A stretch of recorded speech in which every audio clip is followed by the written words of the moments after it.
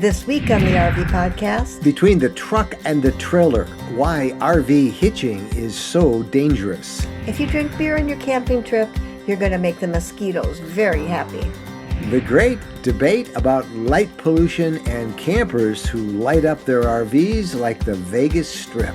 All this plus the RV news of the week and your questions coming up in episode 565 of the RV Podcast. Hello, everybody. I'm Mike Wendland, and this is my lifelong traveling companion and my bride, Jennifer. We are delighted to have you with us in this episode of the podcast, and we bring you greetings from the Great River Road. We're on week 3 of our 34-day fantasy RV tour, tracing the Mississippi River all the way from its quiet source in northern Minnesota down to the Gulf. And now we're in St. Louis, Missouri. And we can't help but feel grateful for the incredible journey that has been unfolding before us. The mighty Mississippi continues to remind us why this river has captured the hearts and the imaginations for generations. There is something truly magical about following the path of America's great waterway, and St. Louis has proven to be one of our most memorable destinations yet. We have explored the amazing Gateway Arch, and did you know that it is an official U.S. national park? We've strolled through the beautiful Missouri Botanical Garden here in St. Louis, and we even toured the huge Anheuser-Busch Brewery here. But honestly, the best part of this adventure isn't just the places we're seeing, it's the people we're sharing them with. Our tour group has become like an extended family on wheels. There's nothing quite like the camaraderie that develops when you're exploring new places with fellow travelers who share your passion for the road. We have laughed until our sides hurt. We've helped each other navigate tricky parking situations, and we have created memories that will last long after we have returned home from this fantasy RV trip. It's amazing what happens when you bring together people who have chosen adventures and community over staying put. In fact, RVers, we've learned, crave community. This sense of belonging and shared adventure is precisely what we're building every day at rvcommunity.com. If you're an empty nester ready to turn the page to your next great chapter, or if you're over 50 and feeling that call of the open road, we want you to know there's a place for you in our community. While our site welcomes RVers of all ages and stages, we especially understand the unique joys and challenges of those who are rediscovering freedom later in life. Whether you're a seasoned road warrior or just dreaming of your first RV adventure. rvcommunity.com. That's where you go, and you'll find the support, the inspiration, the friendship to make your travel dreams a reality. If you're interested in following along, by the way, we're sharing daily updates at rvcommunity.com, photos and kind of behind-the-scenes moments of this tour inside the community. And yes, we do have a modest paywall. It starts at less than a cup of coffee a month. Because quality communities require some boundaries. It keeps out the spammers, it keeps out the scammers, and the social media parasites. You've seen them on Facebook and other places looking for their next viral moment. And what you get in return is invaluable, genuine connections of an ad-free community with like-minded adults, in-person rallies and events, comprehensive RV master courses, expert help with campground selection and travel planning, and troubleshooting advice from people who've actually been there. But the best part are the genuine friendships that are formed in the community, because at the end of the day, that is what this journey is all about, connecting with real people, living real adventures. So if you're ready to join a community that gets it, we ask you today, go check it out, sign up today, discover what authentic RV fellowship looks like. Now on to the RV news of the week, and we start with a really important story. Ever notice on a camping trip that the mosquitoes swarm you but seem to leave your travel companions alone? A unique study that tested 500 volunteer music festival attendees in the Netherlands found beer drinkers were 44% more likely to be swarmed. Ditto with the weed smokers. How did they determine this? At the Lowlands Music Festival, they recruited visitors to stick their arm in a box filled with mosquitoes. No festival goers were harmed in this experiment. Their arms, it turns out, were protected by a material that could let their scent through the mosquitoes to smell, but the little tiny holes that the mosquitoes just couldn't reach through to actually bite them. And over the course of the festival, they got about 500 people to stick their arm in that mosquito box, and every interaction was recorded on video for the researchers to analyze later. Meanwhile, the volunteers also answered a questionnaire about their behavior at the festival. By comparing these questionnaire answers with the videos that showed how many mosquitoes landed on each person's arm and how long they lingered there, the researchers saw some interesting patterns. The people who attracted the most mosquitoes were those who drank beer, as well as those who smoked marijuana. So there you go. You don't want to get bit by mosquitoes. Don't drink beer. I guess that's a tough one. I think most are going to choose the beer anyway.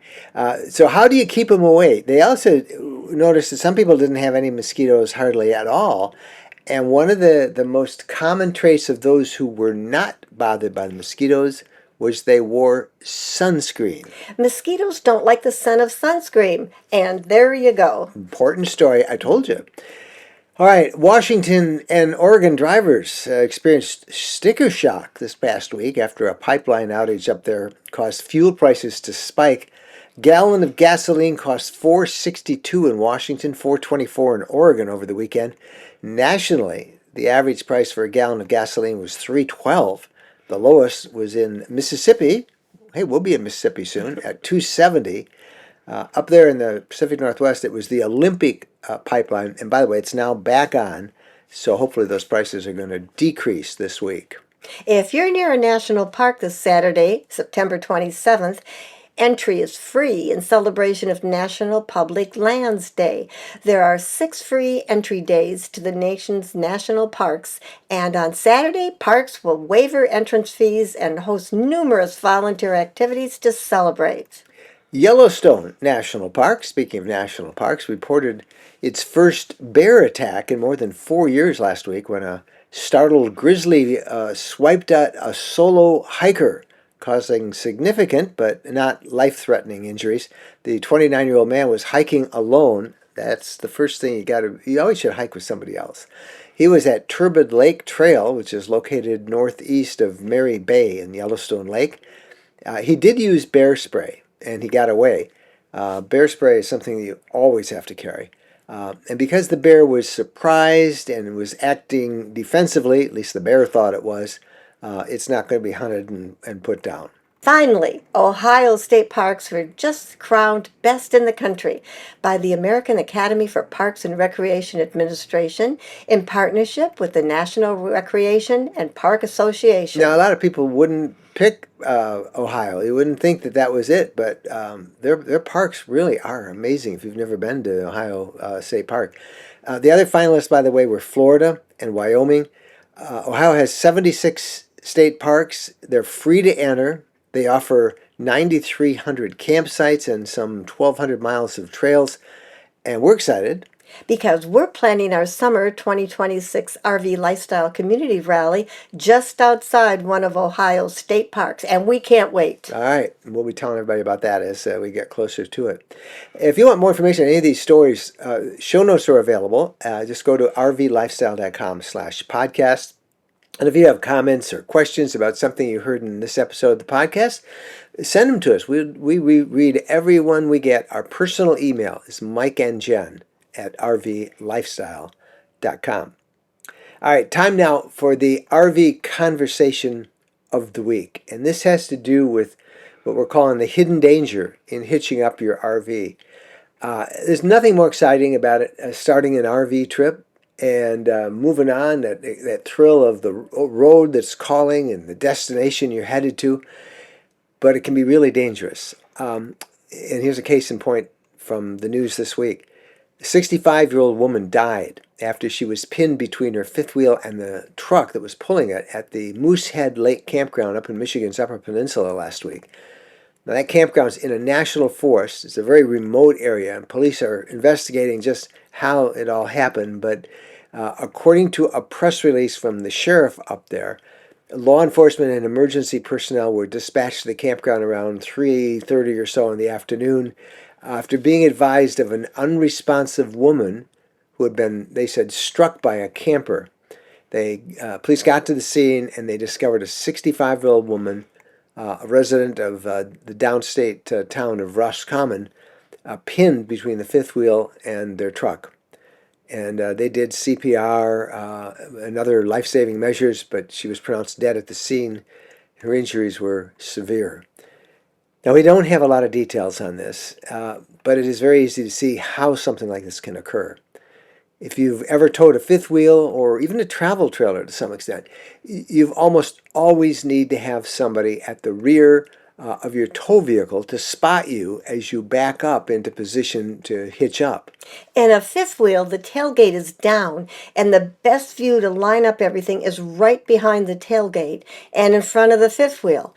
But the best view is not where the spotter should stand. The spotter needs to stand off to the side and clear from both vehicles. There's very little space between a tailgate and the RV. And as you back up, that space gets very tight. If you back up too fast and your spotter's back there, they're really in great danger. It's a pinch point. And sadly, there are stories every year about people being mangled or suffering horrible injuries or being killed, like what happened last week in Michigan's UP. We did some research, and it happens all the time. Here's a critical story from Florida. A 60-year-old man was pinned by a pickup truck and critically injured when a 60-year-old woman backed into him in what Jacksonville police described as a tragic accident. Police said the woman's foot slipped off the brake and on the accelerator as she tried to back into a space beside the camper, running over the man as he guided her. Here's a story from Utah. A Vernal man was killed early Saturday after being pinned between a camper and a vehicle while on a family camping trip. Investigators say the vehicle rolled backward and pinned the man. It's unclear whether the parking brake had been set or what other factors led to the incident, which was still under investigation. From Seattle, a 73-year-old man was killed in a tragic accident when a fifth-wheel trailer pinned him against a fence at home in Seattle. According to the Seattle Police Department, a driver was trying to park a fifth-wheel trailer on his property around 2:30 p.m., and police said the driver realized that he had struck a fence, but didn't realize that a family member was pinned between the truck and the fence. One more, this one from North Carolina. A man was killed when he was pinned between a camper and a pickup truck at a Rowan County campground. The incident happened at the Tamarack Marina campground on Blackfoot Lake, and according to the sheriff's office there, the 63-year-old man was attempting to hook a fifth-wheel camper to his pickup when this happened. His wife told officials that he asked her to back the truck up so he could put the linchpin in place, but when she did, the camper went back too far, pinning him between it and the bed of the truck. And we don't need more here, but there are other stories. This is what we found with just a few minutes of research. It's clear that this happens way too often. Now, we have a new fifth wheel hitch that requires the fifth wheel kingpin to be positioned precisely over the gooseneck ball. Mike and I are slowly getting used to it, but it clearly is a two-person job. Now, Jennifer knows well enough not to get directly behind the truck. So she stands off to the side, and while that angle may not be the best, it's the safest. And sometimes it takes us a couple of passes, sometimes more, to get it right. We're getting better at it. I mean, the last time we did it in one take. Now, we can attest to how easily somebody can get hurt because of what happened to us. We were on this trip just a couple of weeks ago when we were maneuvering the truck, we're lining it up, and a neighbor who sincerely thought that he was helping, came over and decided to take charge. It never happened to you? People that decide they're going to jump in and tell you? Don't let them. Anyway, this guy did. He came in, let me help. And before we could stop him, he got right behind the tailgate with the fifth wheel at his back. "This is how you line it up," he said to Jen. "This is where you need to stand." I jumped out of the truck and I told him absolutely not. And maybe I was a bit too harsh. He insisted he was right.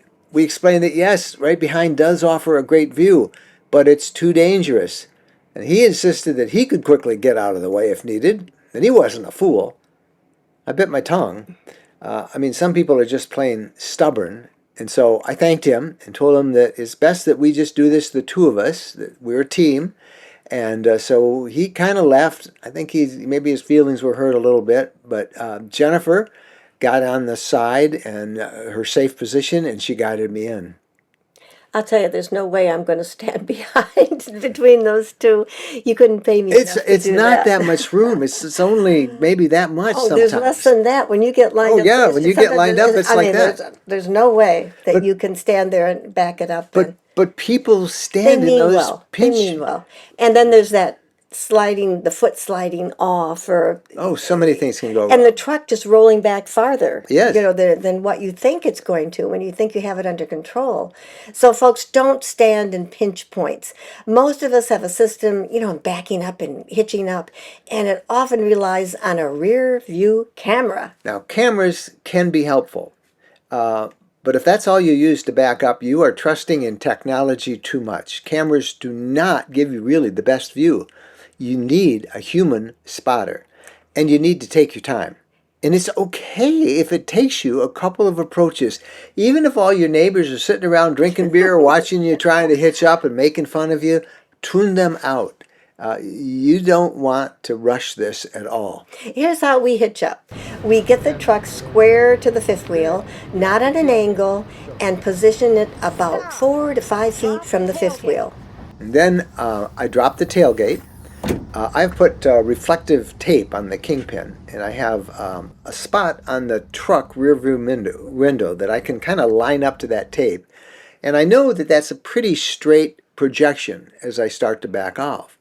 And then Jennifer will stand on the rear side of the truck, on the driver's side, only a few feet from me. I'm in the driver's seat with the window down, and she's even with the kingpin. With my window down, looking out the rear window of the trajectory marks, I very slowly back up, listening to her cues. And I'll say 5 feet, 4 feet, 3 feet, stop. Then Mike puts the truck in park and gets out and looks at it. I come right next to her, and we look together, and we make sure that it's on the right course. And then I get back in, and sometimes we have to start all over again. I might be 2 or 3 inches over one side, or a couple of inches over, and I got to line it up again. But once it's lined up, from 3 feet out, we very slowly back up. And I'm listening to that open window as she tells me the distance: 2 feet, 1 foot, 6 inches. And then again at 6 inches, I put the truck in park. I get out again, making sure with my own eyes, not looking through the mirror, I make sure that we're still lined up. And then back in the truck, I put the truck in reverse, creep backwards ever so slowly until she says stop. Then the truck goes into park again. We lower the kingpin onto the ball, and we're hitched. The key to safety is going very slow and staying far away from the pinch point. Now, we're sharing these sobering details because some of you need a wake-up call.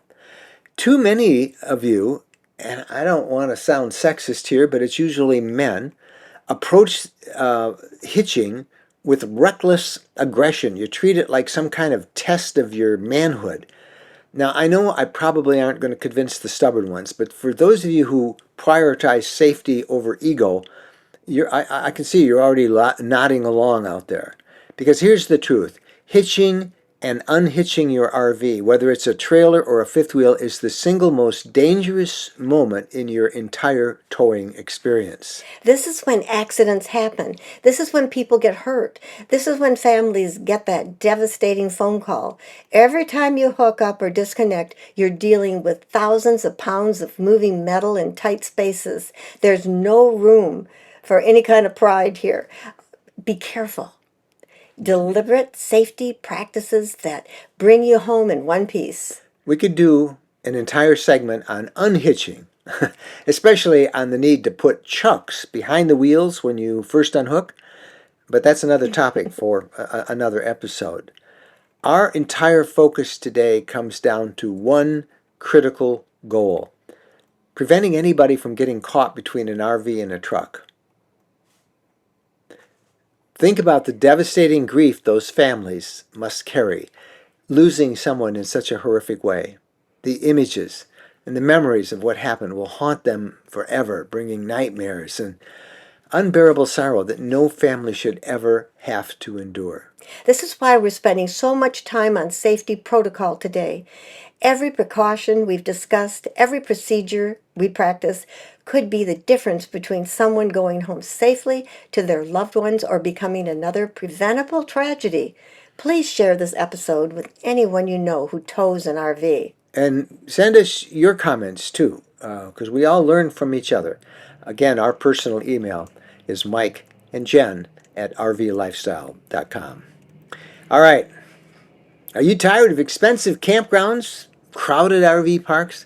But what if we told you that there's a way to discover amazing overnight stays across the U.S. and Canada for just $49 a year? RV Overnights connects you with incredible hosts at farms, wineries, breweries, and unique roadside attractions that welcome RVers with open arms. These aren't just parking spots, they're experiences. Many locations offer electric and water hookups, and you can often stay for multiple days.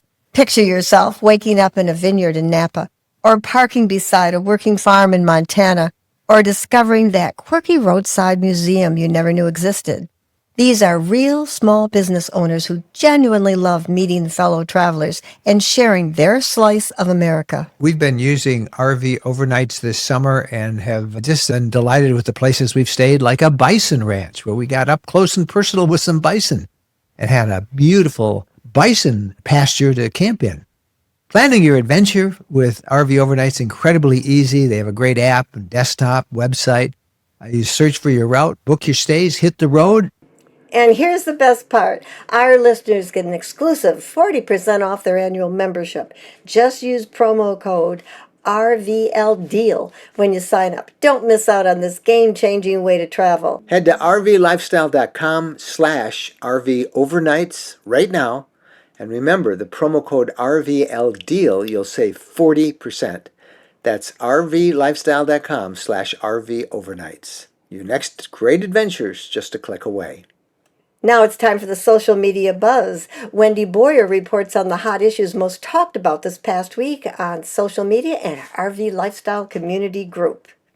Hi, everybody.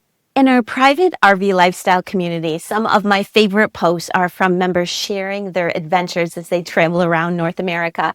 And one recent post was from Phyllis, and boy, was it amazing. Phyllis was at Capitol Reef National Park and Antelope Island State Park in Utah, and she just took some amazing pictures.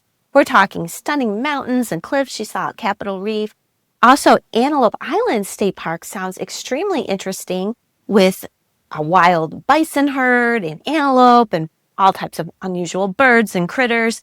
And this park is in the middle of the Great Salt Lake in Utah. Looks stunning. Both are now on my bucket list.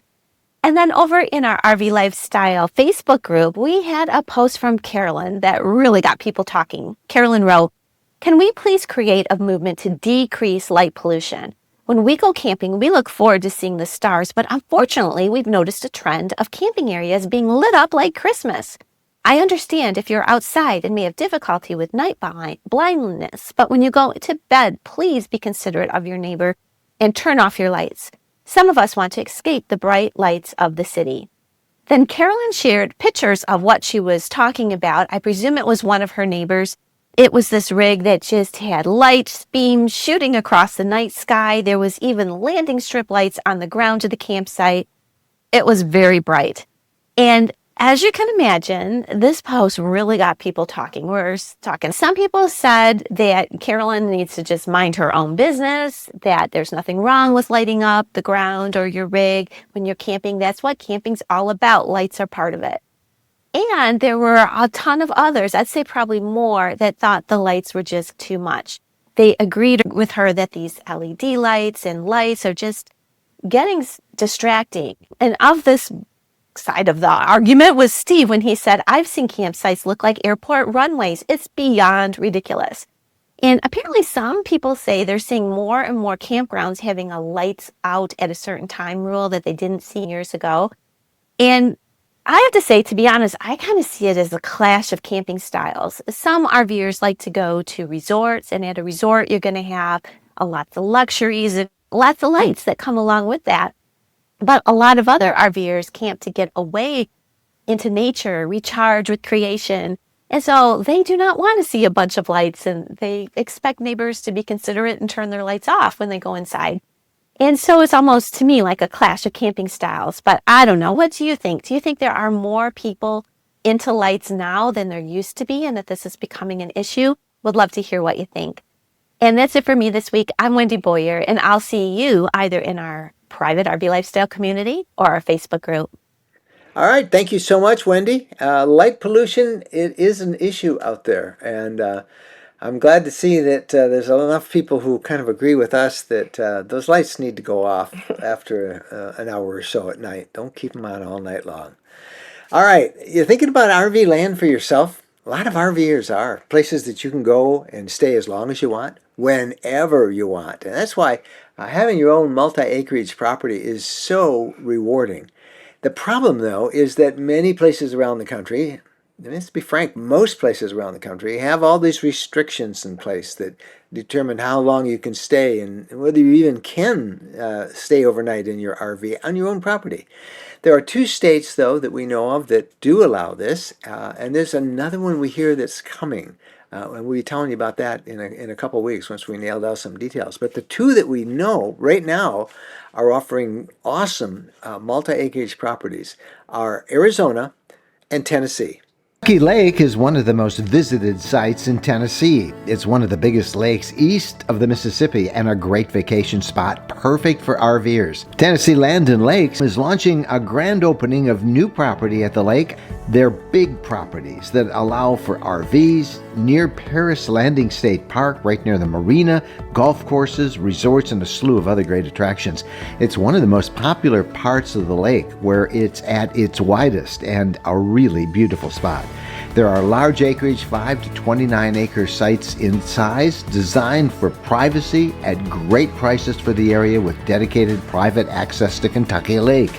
It's an ideal setup for RVers. Prices start at $99,900 and they've got woods and fields and views, cottages, and more with electric and high-speed internet. You can get details and a video tour at rvlands.net. Visit rvlands.net to get started. It's pretty incredible. One of the most exciting developments for RVs is happening out west in Arizona. Western Land and Ranches is selling 5-acre high-elevation ranches just off the famous Route 66, the birthplace of the American road trip. And these are beautiful, secluded tracts of land surrounded by majestic mountain ranges with sweeping valley views. The high elevation is a unique microclimate as well, giving you cooler temperatures, green grasses, and tree cover, making it unique for desert property. The community is in the center of it all, close to the best of the West: Grand Canyon, Las Vegas, Lake Havasu, Lake Mead, Lake Mojave, the Colorado River, Flagstaff, Sedona, and historic Williams. If you're tired of crowded RV parks and paying high fees for sites, well, ownership might be right for you. This incredible collection of mountaintop properties called Greenwood Ranches hit the market and it's selling out fast. There is no HOA. You can build a house, a cabin, outbuildings, or just RV. It's your property, your way, 100% ownership. Visit the website to get details and set up a showing, ArizonaRVland.net. That's ArizonaRVland.net. Time now for the question of the week. And the question is from Lisa. Can bleach be used in the kitchen gray tank? Will it harm anything? Well, yes, bleach can be used in an RV's gray water tank, and it's actually a pretty common method for sanitizing and deodorizing tanks. A lot of people, though, don't like bleach. They buy bleach-free sanitizing products because they think bleach is too harsh and can damage parts, but you indeed can use bleach for your kitchen gray tanks, even your freshwater tanks, to sanitize them because it kills bacteria and eliminates odors. But there are some important considerations. Use the diluted solution, typically a quarter to half a cup of unscented household bleach per 10-15 gallons of water. Let it sit a few hours or overnight, then flush thoroughly with fresh water. This is probably something you should do a couple times because it is hard to get rid of that bleach smell. Yes, even with unscented bleach, it still smells. So usually when we use bleach, we usually have to fill it and flush it, fill it and flush it about 2 or 3 times. And it's a touchy subject because there are purists out there who are very vocal about not using bleach. They say that rubber seals and gaskets can be damaged by bleach, and that's true if the bleach is too strong. Prolonged frequent exposure to strong bleach solutions can deteriorate rubber components over time. They also say that some tank level sensors may be affected by harsh chemicals like bleach. Plumbing connections, metal fittings could corrode with repeated strong, but personally we think that's overreacting a bit and that properly diluted bleach is an excellent sanitizer. Just don't use bleach too frequently, maybe once or twice per season for deep cleaning, and always dilute properly and rinse thoroughly afterwards. Many RV owners use this method successfully for periodic deep cleaning without any issues at all, but with everything, moderation is the key to potential damage. Don't do it every time you empty. You have a question you'd like us to talk about on the podcast? Well, you can reach us through our personal email, Mike and Jen at rvlifestyle.com. Well, we're still on our RV tour. We've got a couple more weeks left. We go from here in St. Louis. This week, we will make our way down to the Memphis area with a couple of stops, and we'll be touring Memphis and picking up on all the culture, the Memphis barbecue, the music scene, and talking about the Mississippi River and what it meant to Memphis. And again, we're doing daily journal updates, and you can follow along if you're a member of the RV community. And again, we just invite you, just go check it out, rvcommunity.com. That is the podcast for this week. We thank you guys so much for watching. Happy trails!